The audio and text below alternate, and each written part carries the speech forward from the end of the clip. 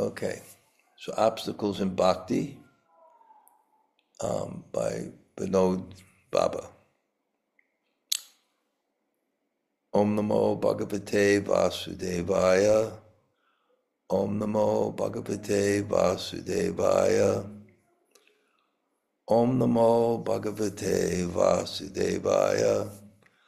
Om Jnana Timarandasya Gananjana Shalakaya. Taksuramulatam Yena Tasmai Sri Gurave Namaha. Sri Chaitanya Manobhishtam Stapitam Yena Bhutale. Swayam Rupa Kadamayam Dadati Svapadantikam. Vanchakalpa Tarubhyascha Kripa Sindhu Bhayevacha. Patitanam Pavanebhyo Vaishnavebhyo Namo Namah.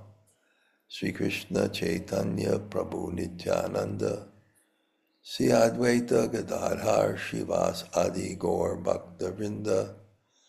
Hare Krishna, Krishna Krishna, Hare Hare. Hare Rama, Rama Rama, Hare Hare. So, obstacles in bhakti.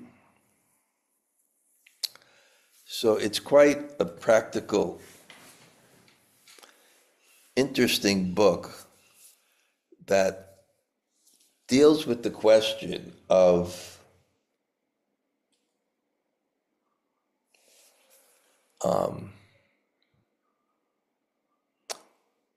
why we lose taste for chanting. And we're on the section of Vaishnav Ninda. That's a big thing here.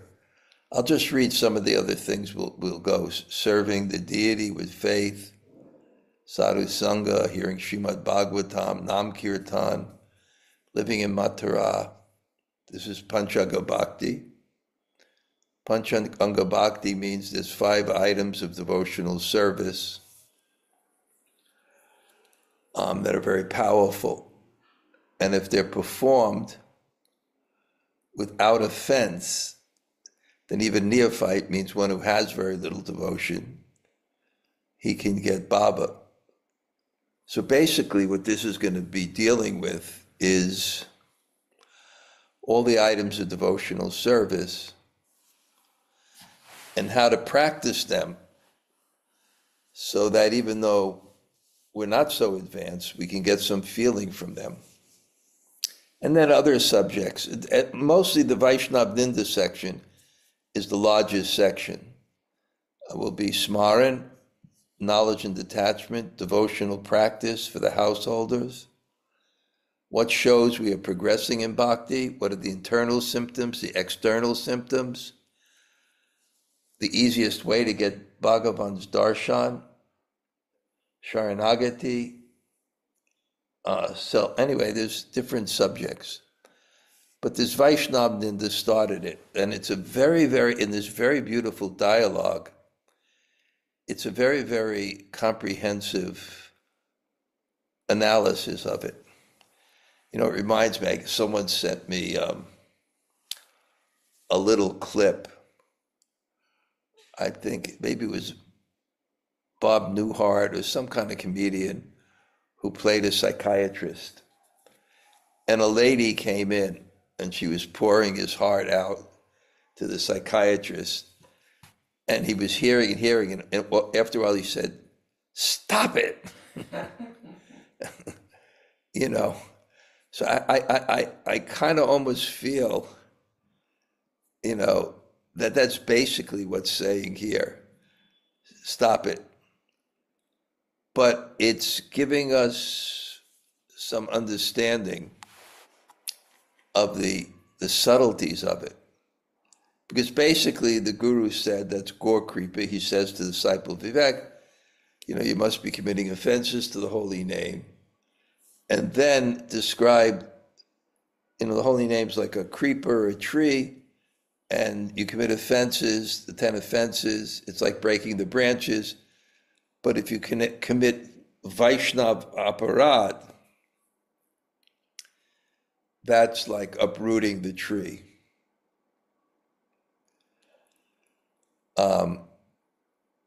That's like uprooting the tree.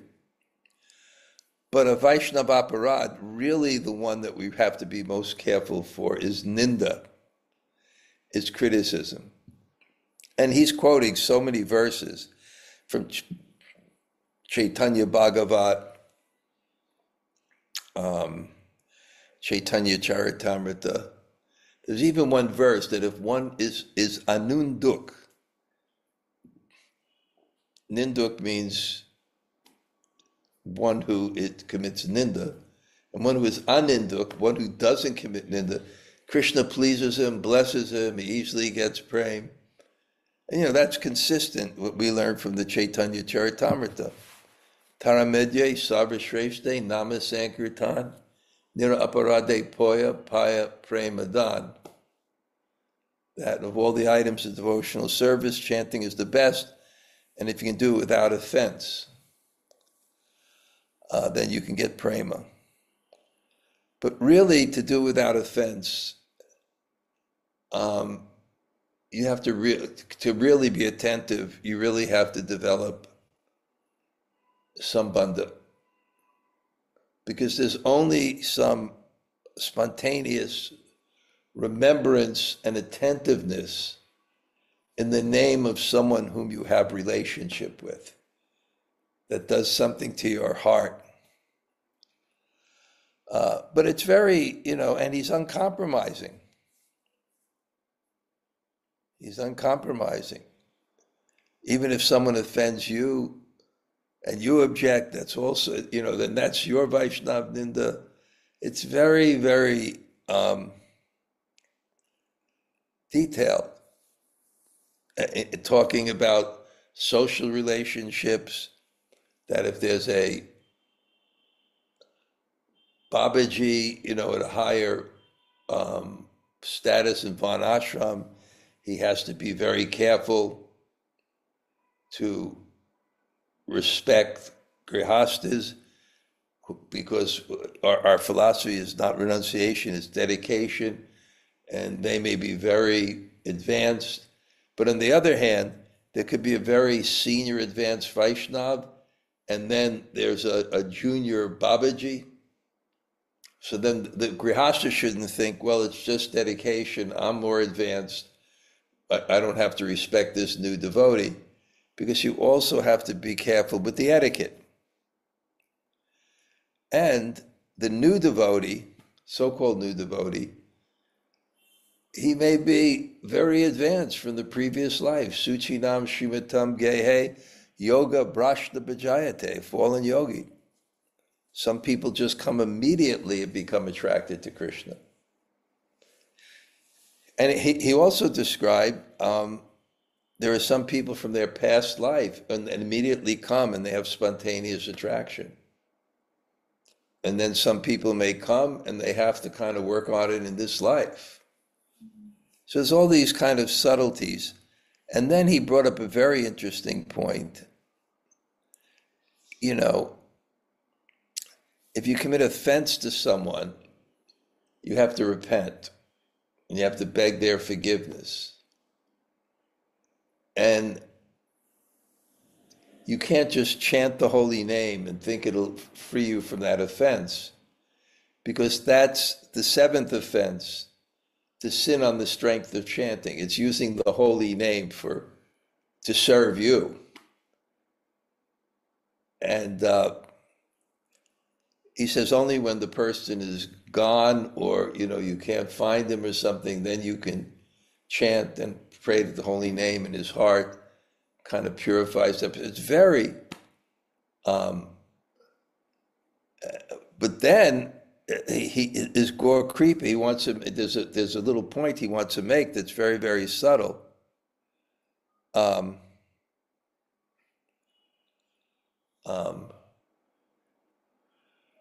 What if, because a Vaishnav never takes offense? So what if you commit an offense to the Vaishnava and he doesn't take offense?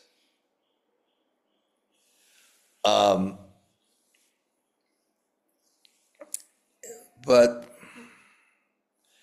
it says he is a Vaishnava, this is Linga Purana, who in spite of hearing harsh words from a devotee pays obeisances and praises him. So,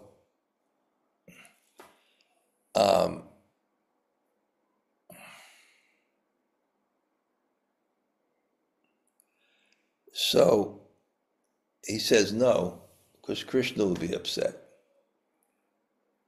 So one should not think of like that, and the aparad will not leave us. Even though that Vaishnava is he's a Vaishnava, and then he told the story what a Vaishnava is like. I think I told this before of the great saint Tukaram. And the great saint Tukaram, he was so attractive in his Krishna-katha. More and more people were coming from him. And there was a Brahmin that lived next door, and even his disciples came to see Tukaram because he was so advanced in his, and just envy. Envy is just so powerful in the material world. It's really so powerful. It's really even at higher platforms. A Paramahamsa is one who is Nimatsaranam Satam. It really doesn't have any of this competition. Envy comes from competition. That's why in the Bhagavatam, Dharma Projita Kaitavotra, you're not going to find any of this competition. Because Paramano, because the devotee is not into that. So if you want to compete in this world, religiously compete, the Bhagavatam is not going to help you, because it's for Namatsarana, one who doesn't have that hate, that competition. But it's so powerful that we see. There was even a discussion, what do you do when you see two devotees quarrel? And if you take sides, then you commit offense. You should think, this is their lila, or you should be very broad and liberal with others. And don't get into party spirit.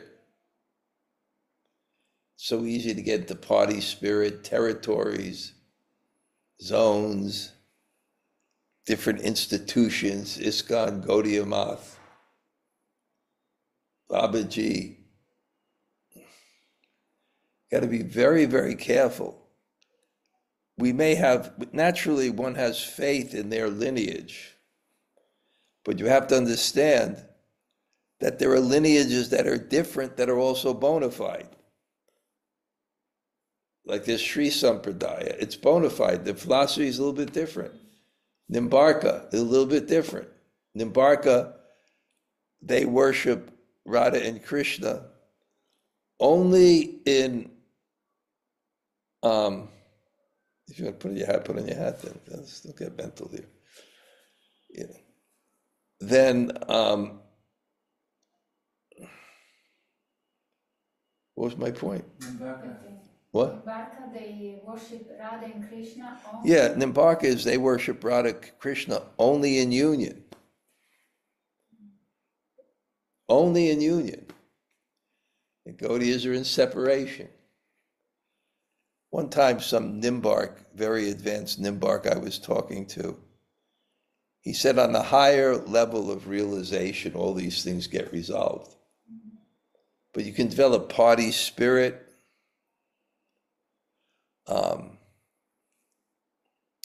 Anyway, it told the story of Tukaram, what a Vaishnava is. And this person got so angry, he had a stick with thorns, he'd almost beat him to death.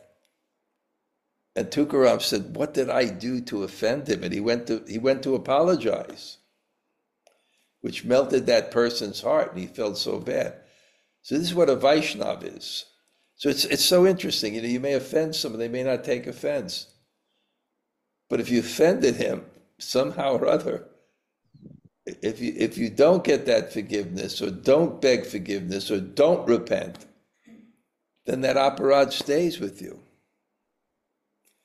So all these things are so so powerful. So it quotes, I don't know where this is from, again, maybe Chaitanya Bhagavat. Hence, although a pure devotee does not accept aparad, Bhagavan never forgives us. Or you may say the dust of his feet does not forgive us.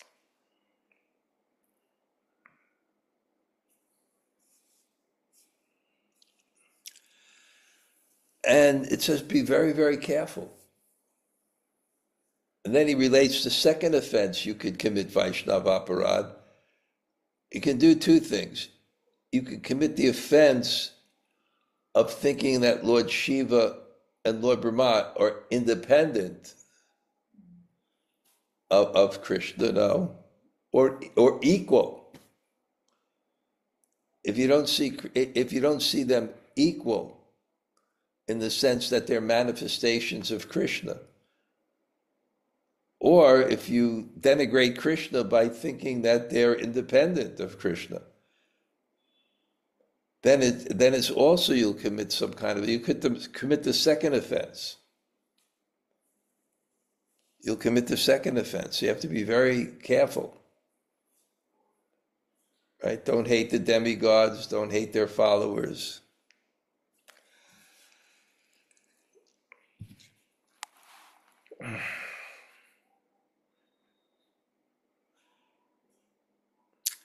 So it says, therefore it is evident from the above Shastra that Shiva is non-different from Vishnu. If we consider Shiva different from Bhagavan, we commit namaparad. However, the Shastra tells, whoever equates them, Lord Narayan is an atheist. This is not contradictory with the above statements. Therefore, Acharyas explained as follows. In some Mahakalpas, some living entity who is absorbed in Ishvara becomes Shiva. Hence, when a living being is elevated to status, he assumes the role of the destroyer. Anyway, and then it says also, be careful dealing with the guru, to disobey or disregard him.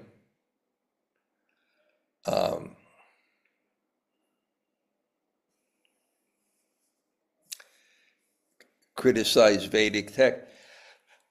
Now he's just going on in the 10 offenses.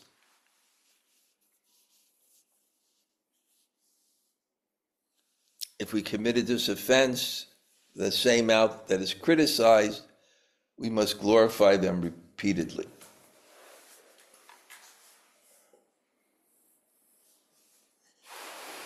Along with this, we must chant the holy name loudly in this way, to sin on the strength of chanting. So this is very dangerous, because you chant, and you could chant more, and it become very powerful. And then you could think, okay, now I can do this. Because the chanting is so powerful, the chanting would purify me. It's very, very subtle. And we have to be very, very careful about that.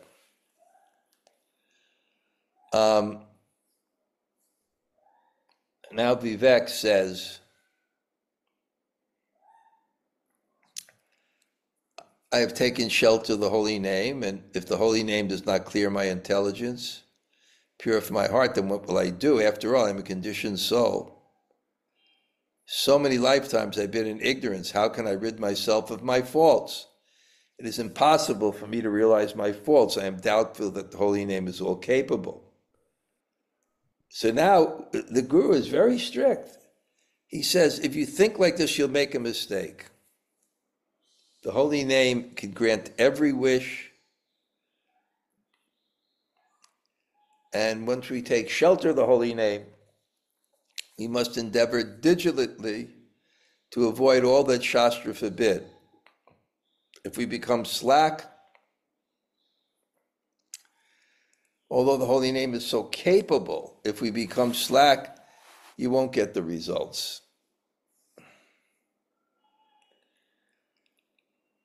Sometimes if we do something that Shastra prohibits, our conscience should burn, and we should pray to the holy name. O Nam Prabhu, I've committed a gross crime. Please forgive me. I shall try my level best not to commit it again. I've surrendered unto you. Please grant me good sense that I will not stray next time. if we pray in this manner, chastise ourselves, try our level best to follow the regulative principles and other principles of bhakti very strictly, and continue to chant the holy name with some reverence, definitely he'll give us the intelligence and rid us of our faults. Many times we develop very subtle now, this is real subtle, but he said we develop a subtle tendency to commit aparad. We don't think about it deeply. Now, this is spoken from a person who's been chanting from 5 in the morning to 2 in the evening, for 30, 40 years, and has thought deeply about how to perform bhakti without offense. So I guess as you advance the subtleties, yesterday, Rajadevi, she went to Barsana. She's staying in the ashram here. She said it was wonderful. From 7 or 8 o'clock till 4 in the morning is incredible kirtan in Barsana. I went once. I'll go to the next Ekadasi. And then the person who wrote this book, he comes out, and from 12 to 4 he chants. And they have a great chanting style because he has these disciples of him that have been with him forever. And they'll do a lot, they'll chant themselves, like they'll just take the holy name and just kind of relish it. And then another one will come and relish it. It's very dynamic, and it's like another yuga because all the people that come there, they're such humble Vaishnavas. And they respect the foreigners that come so much. Even they bring them up to the front and things like that. Very nice. And it's generally packed. It's a big event in Braj now. I think I'll go the next time. I'll take a taxi out at about 10 o'clock and get there by 11, and then come back. And then the next day, all the people in the ashram, I think including Vinod Baba, they all cook a big feast to break the Ekadasi. So these are subtle. So he gives the example, you take a book from someone, many days will pass. Whoever had given me the book is forgotten. Then I start thinking the devotee has forgotten all about it. He's not asking me to return it, therefore it's not an aparad if I don't return it anyway. First, let him ask for it, then I will give it back. I hate to say I did this. I went to one old ashram. It's called Manohar Baba Ashram in Govindakund. It's very private, very secluded, and they have pictures on the wall of like maybe the last 150 years, pictures of all the spiritual all-stars. The people who really did bhajan. Gorkishore Das Babaji's pictures there too. And even a picture of this Manohar Baba leaving the body with his disciples surrounding him. It's just meant for it. And I remember I once went there. It's kind of a little secluded, and you go in, but it's really beautiful in there. And I generally go in there in Prikram, and I went in, and there were 2 very pious Grihastha gentlemen from Bengal with the Mahants. Sitanath, I knew him. Whenever you come, he runs to get you prasadam. Runs to get you prasadam. But I came in and I saw, wow, they just stopped the meeting to greet me and see that everything's okay. I thought, wow, that's a really good management meeting. that Vaishnavism always reigns supreme. Very high consciousness. So there's one book in English that was written by a disciple of Prabhupada that took shelter of his guru. You know, so he kind of gave me the book. I don't know if I still have it here. I thought I tried to return it many times. But yeah, you got to be careful. He says very subtle. He said, no, nevertheless, this is outright robbery. I'm performing bhajan, yet I'm not afraid of aparad.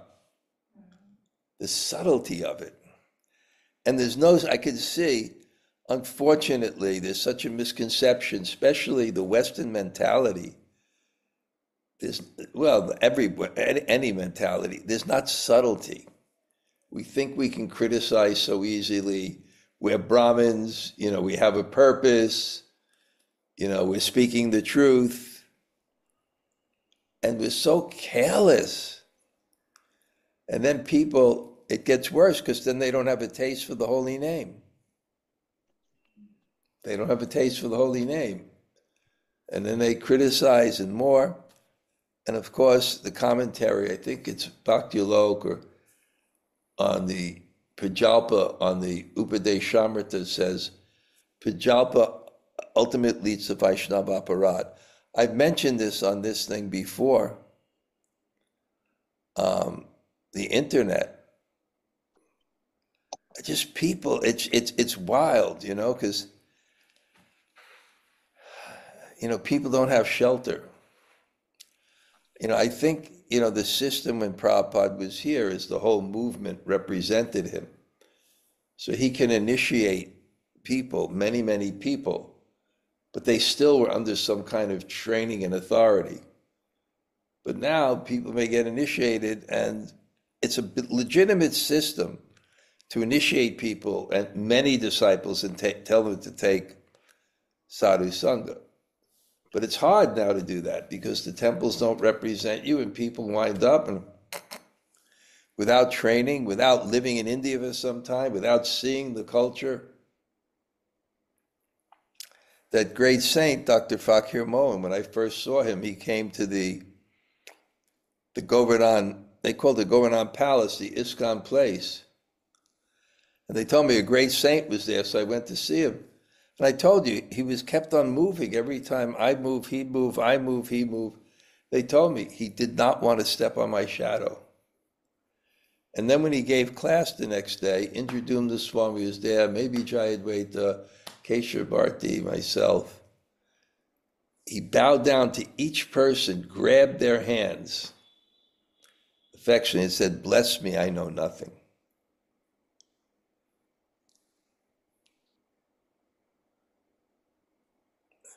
So he said there are more aparads. We should be careful not to collect them, chant diligently.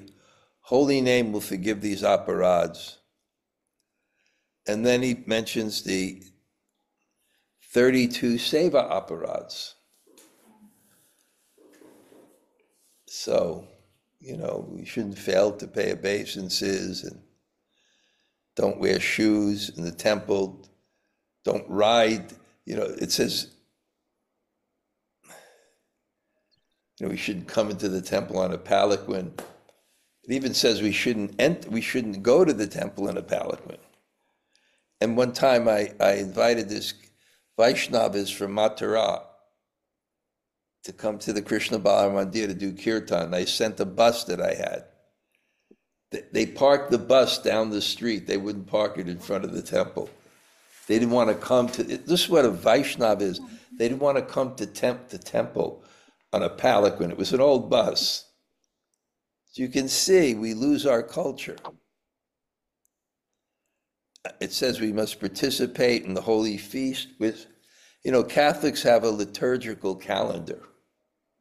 And they're more conscious of this. This is Good Friday, this is fasting, this is Lent, this is that, this is this saint, this is that saint. We also have that calendar. But we live in the West, and I can say myself, because the world doesn't move according to that calendar, you tend to forget.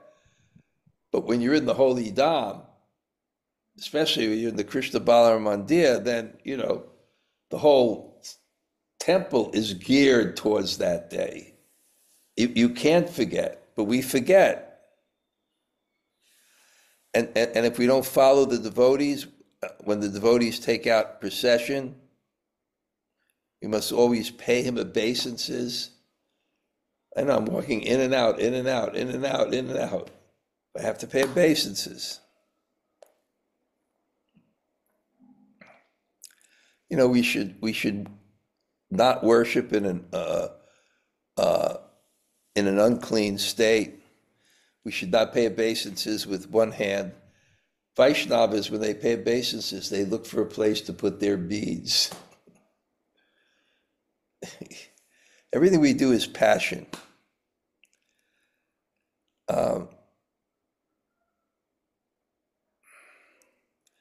We shouldn't circumambulate in front of the deities.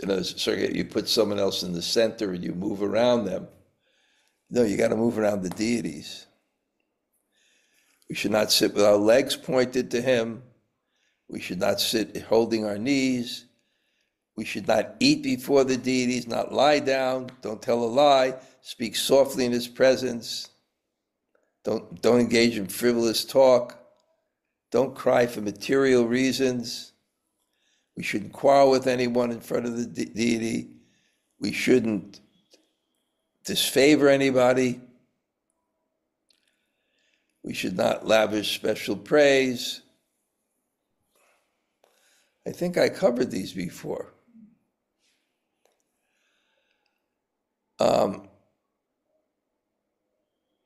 So you can free yourself because you'll commit those by chant. I know you could chant a chapter of Bhagavad Gita to free yourself from seva aparad after doing deity worship. But again, you don't say, okay, I'm going to be sloppy and then I'm going to get my sins, because that'll be the seventh offense, committing sin on the strength of chanting.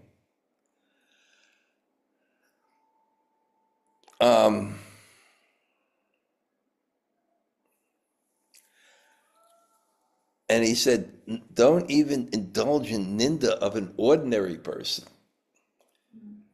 And you can see that, Sabyasachi, when I went to Barsana, before I left to India, I went to that kirtan at night. We stayed this hotel next to that ashram. And we had a lot of time. He described the heart as an instrument. And he gave the example, if you're cooking fried rice, then you can't use the same pot. You only have one pot. You can't use it to cook sweet rice. It has to be cleaned first. So in the same sense, if your heart is just criticizing people, you can't take that heart towards God. So you shouldn't even criticize. That's why this political thing becomes very dangerous. People become so absorbed in sides.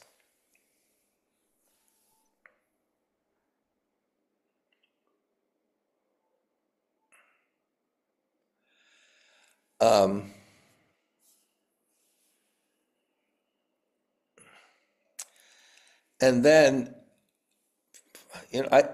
sometimes when I read it, I think, oh my God, I already talked about this again. Because it's 1 week and I forgot where I started, and I'm also teaching this to another group. So it's a different thing. But here the conclusion is very powerful.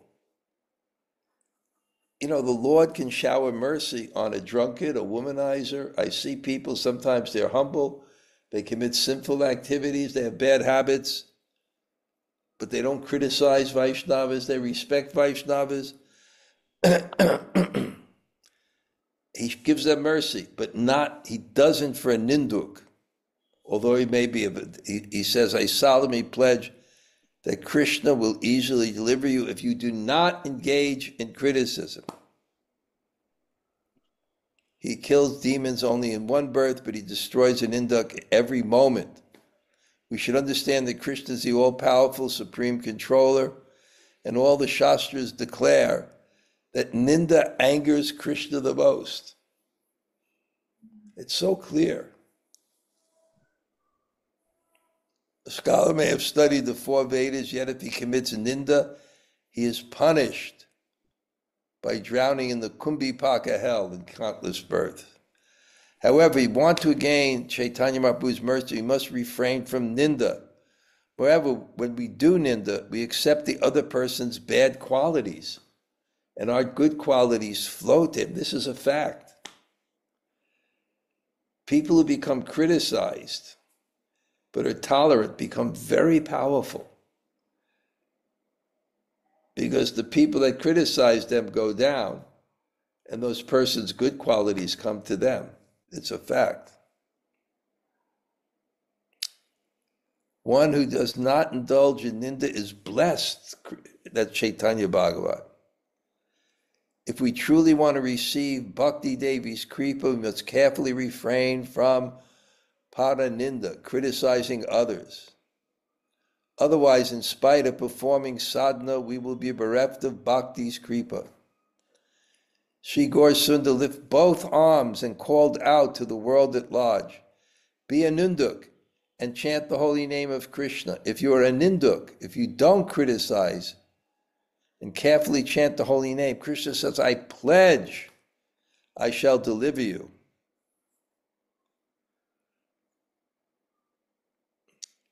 Vivek, now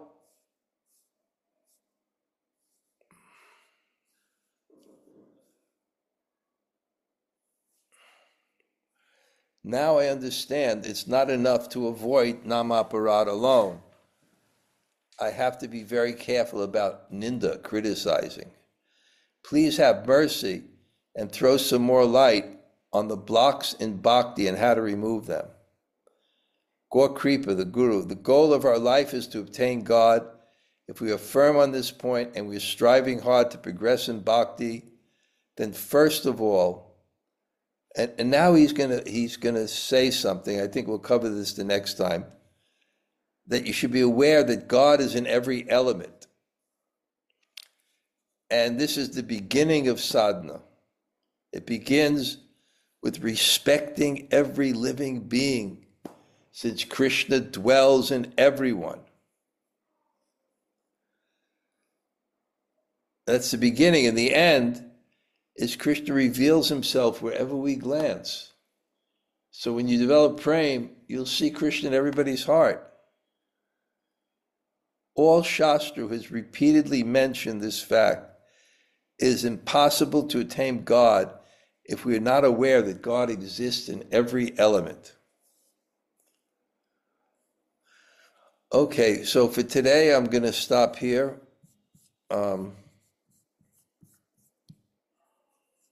One second.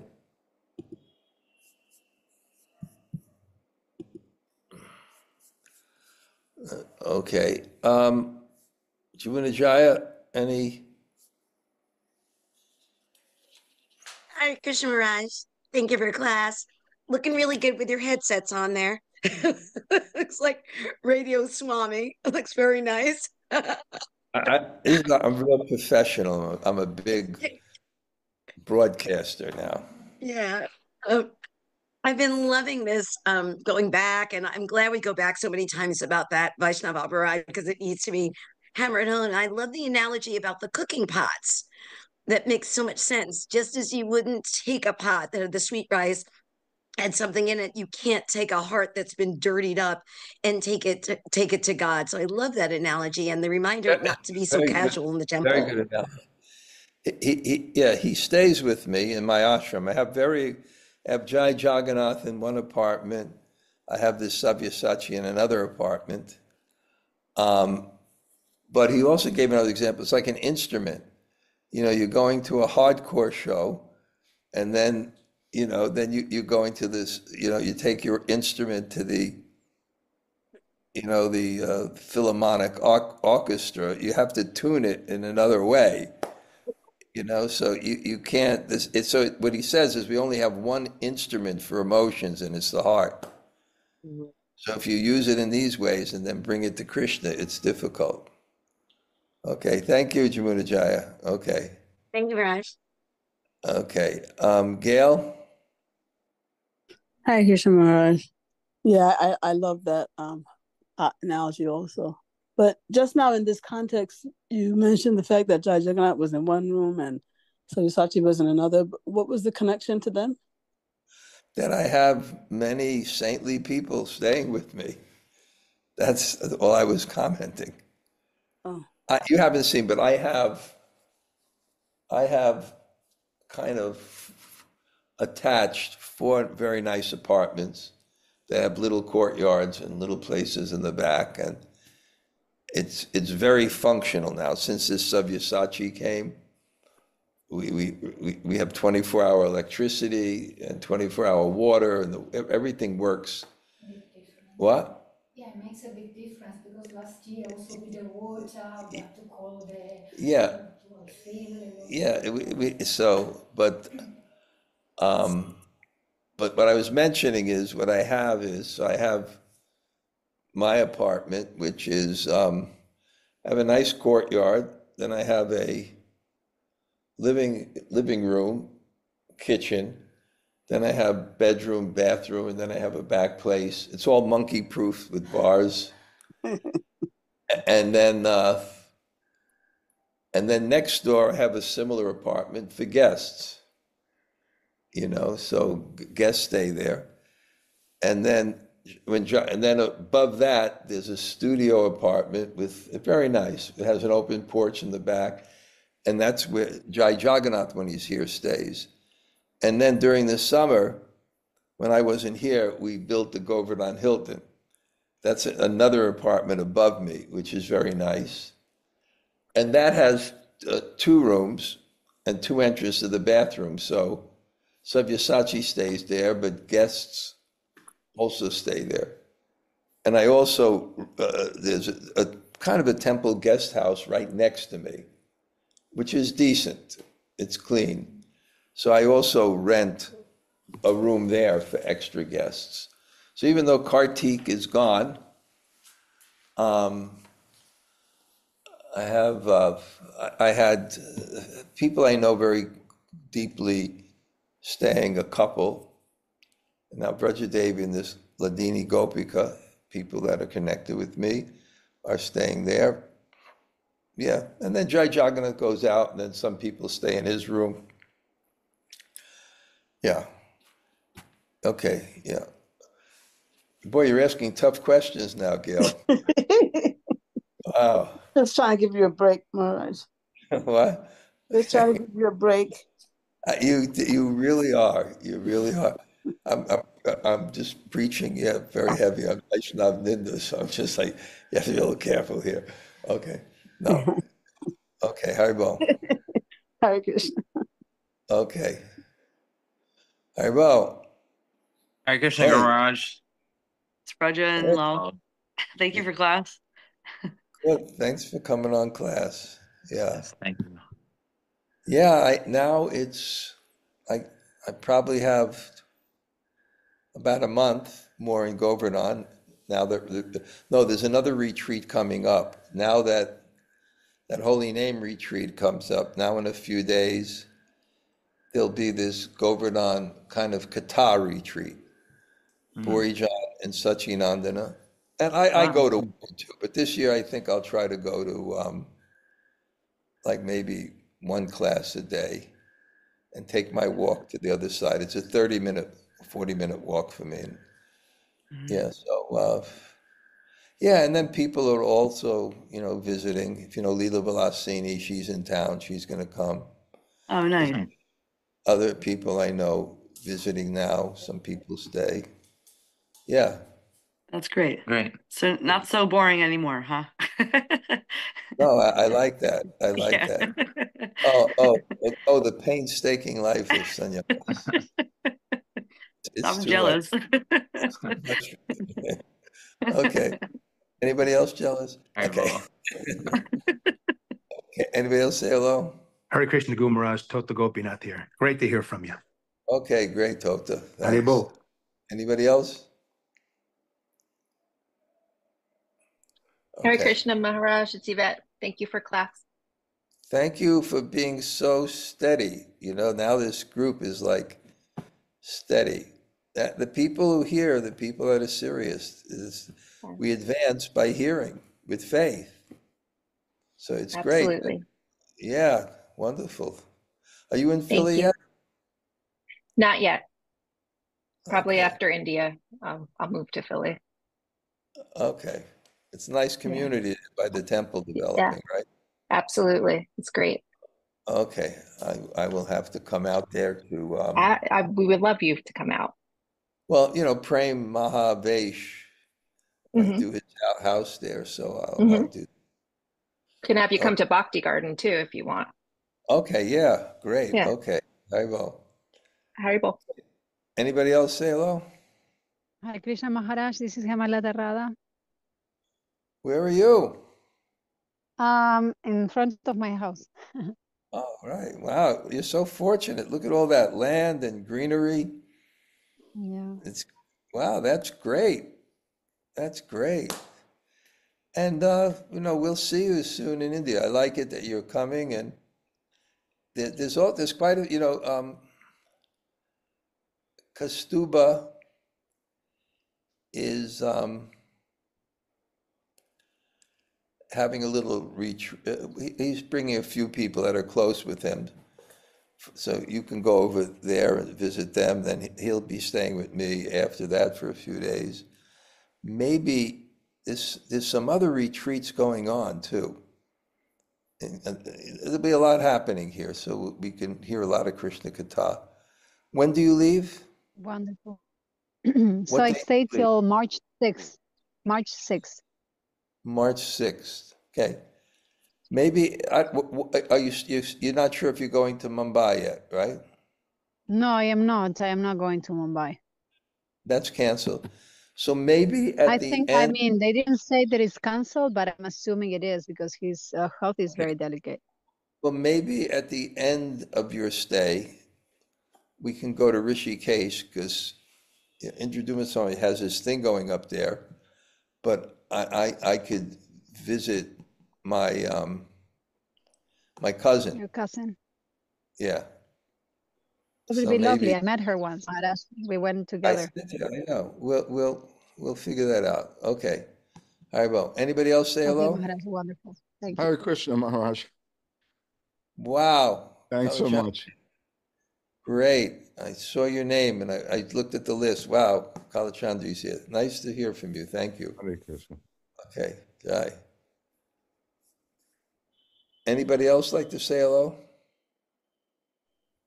Hare Krishna Guru Maharaj. Okay, Samala.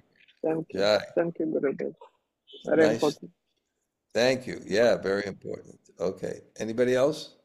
Hare Krishna, Maharaj, this is Krishnamrita. Thank you so much. Thank you Okay. greatly. Glad to Thank hear you every time. I like people who like to hear. Okay. Okay, I'm going to say goodbye now. Vanchakalpa tarubhyas jakripa sindhu bevacha patitanam pavanebhyo vaishnavebhyo namo